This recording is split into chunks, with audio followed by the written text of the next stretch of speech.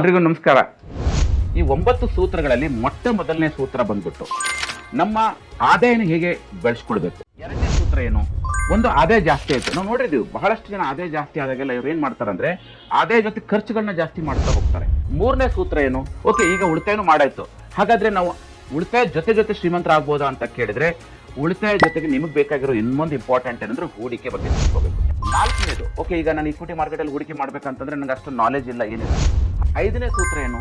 ನಾವು ಹೂಡಿಕೆ ಮಾಡ್ಬೇಕಾದ್ರೆ ಒಂದು ಗೋಲ್ ಬೇಸ್ಡ್ ಇನ್ವೆಸ್ಟ್ಮೆಂಟ್ ಮಾಡಬೇಕು. ಆರನೇ ಸೂತ್ರ ಬಂದ್ಬಿಟ್ಟು ನಮ್ಗೆಲ್ಲ ಗೊತ್ತಿದೆ, ನಮ್ಮ ಜೀವನದಲ್ಲಿ ಬಹಳಷ್ಟು ಅನಿಶ್ಚಿತತೆಗಳು ಇರುತ್ತೆ. ಏಳನೇ ಸೂತ್ರ ಬಂದ್ಬಿಟ್ಟು ನಾವೆಲ್ಲ ಇವಾಗ ಇಲ್ಲಿವರೆಗೆ ಸುಮಾರಷ್ಟು ಇನ್ವೆಸ್ಟ್ಮೆಂಟ್ಗಳು ಮಾಡಿರ್ತೀವಿ. ಯಾರೋ ಒಬ್ರು ಗೊತ್ತಿರೋರು ಬಂದ್ಬಿಟ್ಟು ಒಂದಷ್ಟು ಇನ್ಶೂರೆನ್ಸ್ಗಳು ಕೊಟ್ಟಿರ್ತಾರೆ, ಯಾವುದೋ ಒಂದ್ ಕಡೆ ನಾವು ಪ್ರಾಪರ್ಟಿ ಬೈ ಮಾಡಿರ್ತೀವಿ.